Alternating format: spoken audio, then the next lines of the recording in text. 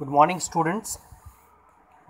So today let's continue the acid, base and salt chapter number 2 of chemistry, and today's topic is salt because acid and base has already been discussed in the previous videos, and today come to the page number 7, and that is salt. 1 2 3 4 5 6 has been discussed. You can watch my videos. Today we are discussing about the salt. What are salt? So by the basic definition, since you have studied acid and base, you might have gone through the reactions. को पता है ना, acid और base को जो हम मिलाते हैं तो एक सॉल्ट मिलता है, जिसको न्यूट्रलाइजेशन रिएक्शन बोलते हैं, सॉल्ट एंड वाटर मिलता है, और उस प्रोसेस को न्यूट्रलाइजेशन रिएक्शन बोलता है. वही एक कॉमन प्रॉपर्टी है.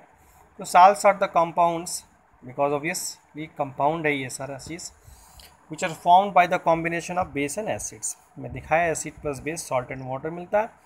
एसिड के लिए HCl का लिया, बेस के लिए NaOH एग्जाम्पल के तौर पे लिया, NaCl plus H2O. NaCl is a common salt which we are using in your daily life also in the food. Characteristics of salt.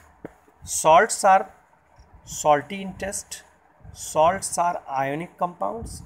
They conduct electricity or they are electrolytes. Salt जो है electricity भी conduct करता है ना. आगे indicator है. Indicator में बताने से पहले मैं थोड़ा सा टाइप्स ऑफ सॉल्ट के बारे में मैंने मेंशन नहीं किया है, लेकिन मैं आपको बता दूं सॉल्ट जो है 3 तरह के होते हैं. तो न्यूट्रल सॉल्ट, एक बेसिक सॉल्ट, और तीसरा जो एसिडिक सॉल्ट. तो न्यूट्रल सॉल्ट कैसे तैयार होता है? आपको पता है कि एसिड प्लस बेस मिलकर सॉल्ट मिलता है. तो स्ट्रॉन्ग एसिड और strong base, types of acid और बेस भी आपने पढ़ा. Strong acid, weak acid and strong base, weak base पढ़ा था आपने. तो स्ट्रॉन्ग एसिड और स्ट्रॉन्ग बेस मिलके न्यूट्रल सॉल्ट बनाता है. वीक एसिड, वीक बेस मिलकर जो बनता है वो भी न्यूट्रल सॉल्ट बनता है. अगर स्ट्रॉन्ग बेस रहे, वीक एसिड रहे, तो जो सॉल्ट बनेगा वो बेसिक सॉल्ट बनेगा. और अगर वीक बेस रहे, स्ट्रॉन्ग एसिड रहे, तो उससे भी हमें सॉल्ट मिलेगा, और जो सॉल्ट होगा वो एसिडिक सॉल्ट होगा. इस बात को आप ध्यान से नोट कर लीजिएगा. Okay, now let's come to the topic indicators. Indicator क्या होता है? इंडिकेटर का नाम ही है इंडिकेटर इंडिकेट समथिंग ना. गाड़ी में आपका इंडिकेटर होता है ना, देखते हो गाड़ी में इंडिकेट करता है, कुछ सिंबल साइन इंडिकेट करता है. So here also indicators which indicates whether the solution is acidic और basic in nature. Types of indicator, there are 2 types of indicator, natural indicator and artificial indicator. So let us go with the natural indicator. Artificial briefing करते हैं. Natural indicator वो होता है जो इस nature में free of cost available, इस nature में अवेलेबल है. आर्टिफिशियल इंडिकेटर वो इंडिकेटर होता है जिसको हम लैब में सिंथेसाइज करते हैं, तैयार करते हैं. तो आगे बढ़ते हैं. The various natural indicators are following. Litmus paper, turmeric है, रेड कैबेज है, ऑनियन वनीला है. ऑनियन वनीला को ऑल्फैक्टरी इंडिकेटर्स बोलते हैं. इसको स्मेल के माध्यम से पहचान करते हैं, इसमें स्मेल चेंज हो जाता है. आगे डिस्कस किया जाएगा. देखिए नीचे मैंने लिख भी दिया है वनीलास के बारे में, onion vanilla. When these both are mixed in base smell वैनिसेस.